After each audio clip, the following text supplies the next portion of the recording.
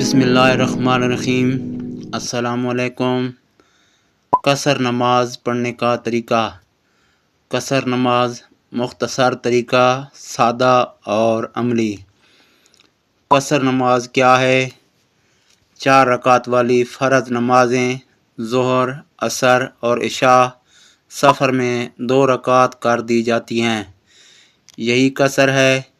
مغرب 3 رکعت جیسی رہتی ہے اور فجر 2 رکعت ویسی ہی رہے گی۔ قصر کون کر سکتا ہے؟ شرائط کا خلاصہ۔ شرعی سفر کی مسافت عام طور پر تقریباً 48 میل 77 کلومیٹر ہے یا اس کے مساوی دورانیہ سمجھا جاتا ہے۔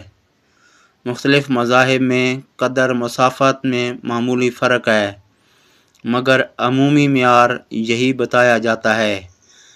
اگر آپ جہاں ٹھہرنے کا ارادہ رکھتے ہیں وہاں قیام 15 دن سے کم ہے تو قصر کا حکم لاگو ہوتا ہے۔ 15 دن یا اس سے زیادہ قیام پر مقیم تصور ہوں گے۔ نمازوں کا عملی بدلاؤ بہت واضح۔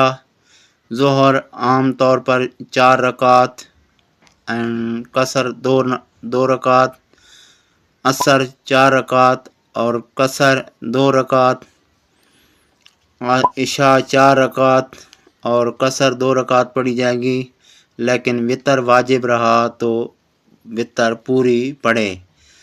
مغرب 3 رکعت ویسے ہی، فجر 2 رکعت ویسی ہی۔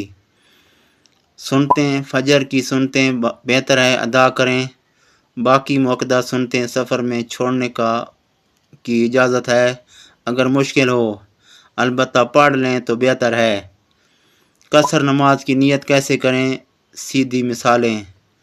مثال نیت اردو میں: فرض نماز ظہر کی 2 رکعت قصر کی نیت سے ادا کرتی ہوں، اللہ کے لیے۔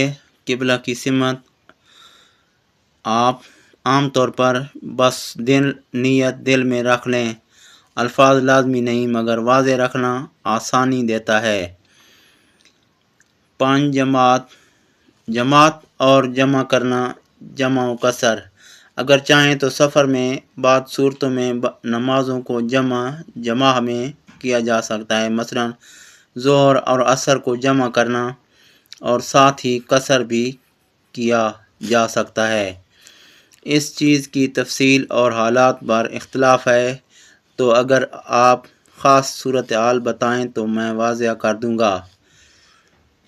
قصر کے بعد کی صورتحال: قضا قیام پر قواعد۔ اگر سفر میں نمازیں قضا ہو جائیں تو بعض فقہی صورتوں میں ان قضا نمازوں کو بھی قصر کر کے ادا کرنے کی ضوابط ہیں، اور بعض حالات میں سفر سے پہلے قضا ہوئی نماز کا طریقہ مختلف ہو سکتا ہے، اس لیے اپنے علماء سے مشورہ کر لیں۔ اللہ پاک ہم سب کو عمل کرنے کی توفیق عطا فرمائے، آمین یا رب العالمین۔ اللہ حافظ۔